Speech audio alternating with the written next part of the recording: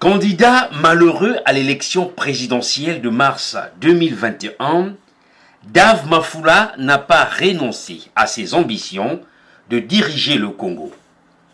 Il l'a encore réitéré lors d'une conférence de presse qu'il a donnée à Brazzaville le 28 janvier 2023. Le président du parti Les Souverainistes, LS en sigle, a focalisé sa communication autour de la crise socio-économique du Congo et le mutisme du président et de son gouvernement à ce sujet. Mesdames et messieurs, mes chers compatriotes, aujourd'hui les Congolais sont les seuls à payer le prix de cette gouvernance incongrue. Loin de l'autocritique rationnelle, ce qui en soi est une forme de renoncement volontaire au progrès. 2022 a été pour le Congo l'année des déséquilibres. Sur tous les plans, c'est soit le statu quo, soit la régression.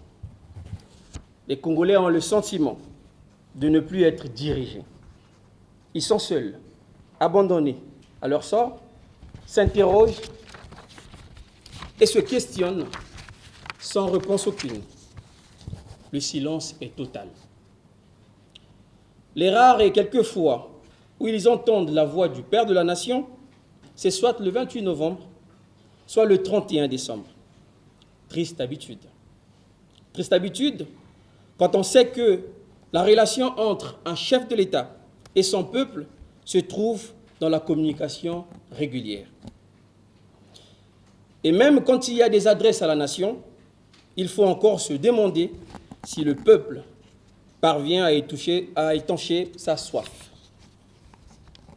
Parce que je me demande, comment cela peut-il être possible s'il ne leur est adressé que des mêmes paroles de réconfort, s'il ne leur est reformulé que les mêmes promesses non tenues, et s'il ne leur est réaffirmé que la même volonté de résoudre les mêmes problèmes avec des approches de solutions plus narratives que concrètes. Au-delà de ces dénonciations et du bilan incongru de 2022 qu'il a fait, Dave Mafoula propose par ailleurs une recette politique qui pourra, selon lui, permettre au président Denis Sassou Nguesso de défendre son quinquennat. Le président de la République peut encore sauver ce quinquennat, dont nous espérons être le dernier.